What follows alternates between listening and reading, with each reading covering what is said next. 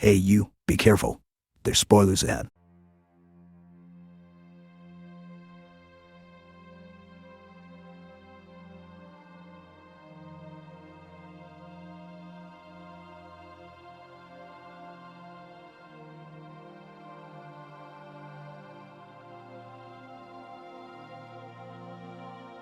Well, ladies and gentlemen, the fourth episode to the Halo TV show, Season 2, has released, and I am very late to the party on this one.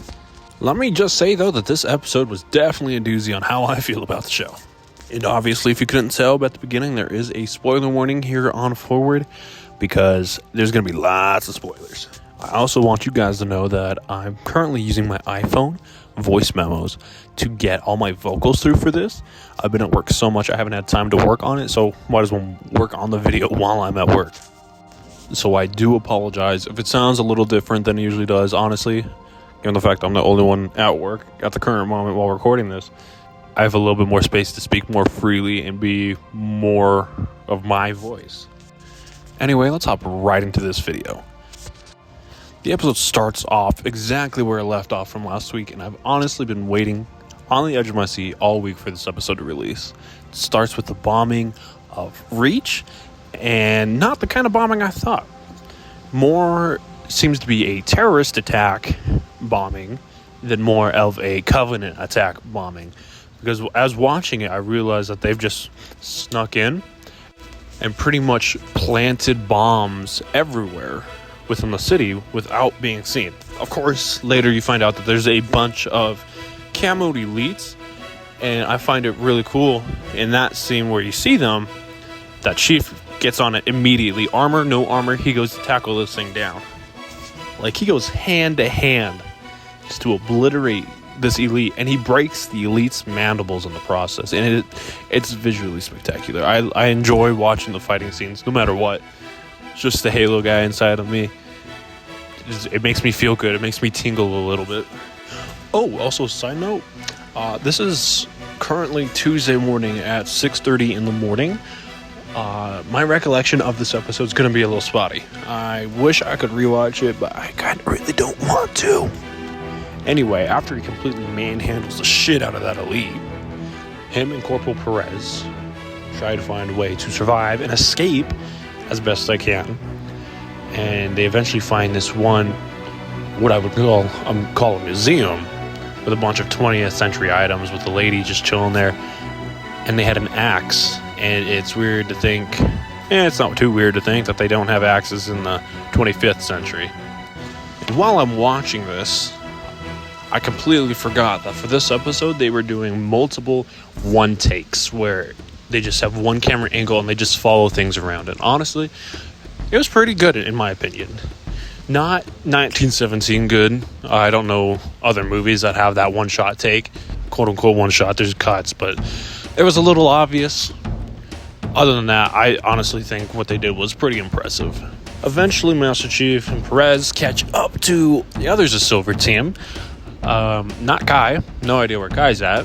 Last time anyone knows, she was with Ackerson. Maybe. I don't know. And then they proceed to have one of the okayest sacrifices I've seen in a movie. One of the former Spartan 2s, I forgot his name, realized his, I don't know if his boyfriend, husband, or whatever, has died due to the Covenant, and proceeds to blow up a Wraith. And I had no idea it was a Wraith until I saw it on screen, because for some odd reason, nobody ever wants to put the game sound effects onto any of these guns. Battle rifle didn't sound like a battle rifle, didn't shoot like a battle rifle. The Wraith shot like a Wraith, didn't sound like a Wraith though. But he proceeds to go sacrifice himself for the greater good because his lover died. It was sad though. I liked him as a character for as little as he was pretty much on screen. I thought he was a pretty interesting character. The fact that they would show a Spartan 2 that got messed, another Spartan 2 actually, because Soren's one of them, but another side effect of the Spartan 2 program, but from a different point of view. Immediately following that, Chief, Riz, and Perez finally catch up to Fleet Comm, find Vanek, and learn to find out that Admiral Keyes, not Captain Keyes, is pretty much the head of everything going on Reach now. All the high-ranking officials, all the Oni operatives, Ackerson, and everybody's gone. And it's figured you want a high-value asset out of there. But then they learn to find out Ackerson, and for CGI purposes, they don't have the suits. Now, as much as I would have loved to see the suits, especially during the fall of Reach, that is totally an Ackerson thing to do. Especially because, like I said, it's a high-value asset, and they're going to take their high-value asset. Although, it won't work without the person it was meant for, essentially. That armor was designed for Chief, and now Chief can't use it. And, yeah, you can try and get other people in it, but that was meant for a Spartan 2. And how many more Spartan 2s do you have? Especially with what's going to eventually happen here pretty soon to a specific Spartan. While this is all happening, though, Halsey and Soren are in the process of escaping the facility that Ackerson kept them in. And honestly, it feels kind of like Halo with the jokes that have been put into it for Soren's uneasiness and untrustworthy feelings towards Halsey, especially what she did to her, and how he doesn't want to follow her even though she knows this facility, and how he just says shit. It was kind of funny, in my opinion, honestly. But while they're trying to escape, they eventually find Cortana. And I think Cortana's voice actor, it's still Jenna Taylor, does a pretty good job, even if it's a show.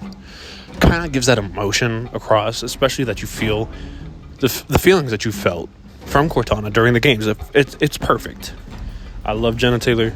She does a great job at this character. But as they find her, all she says is to run.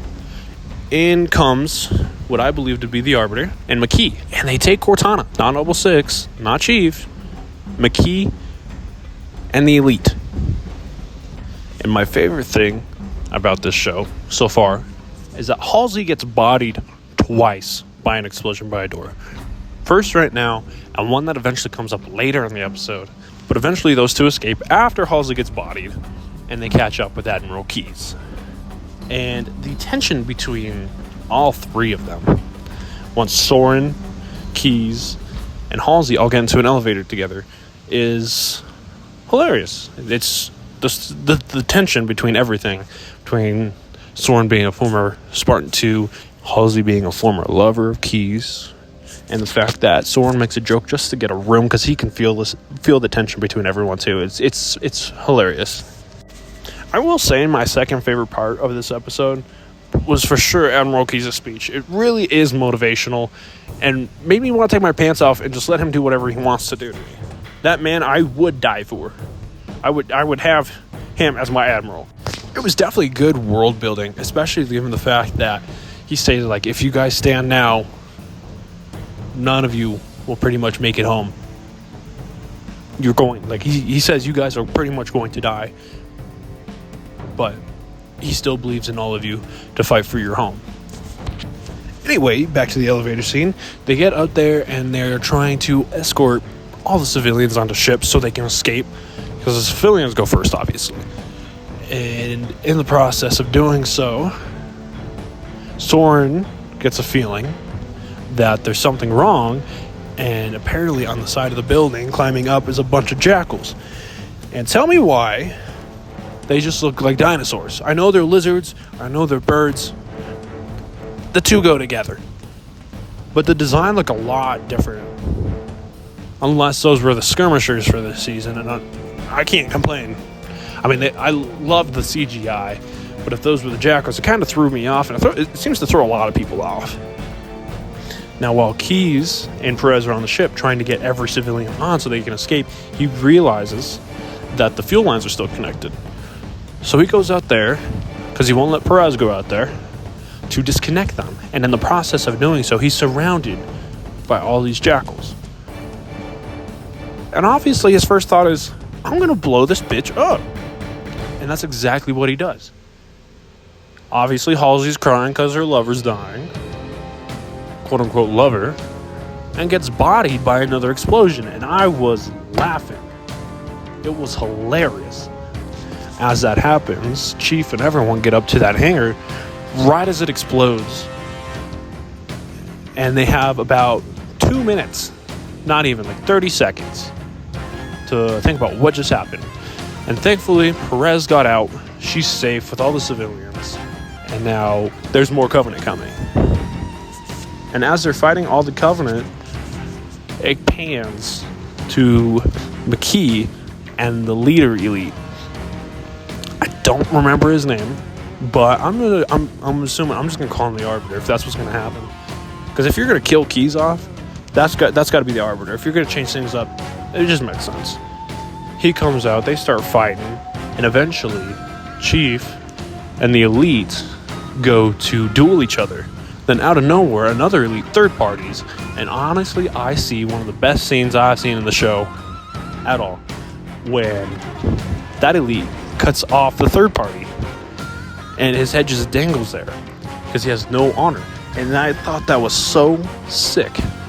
I almost came a little.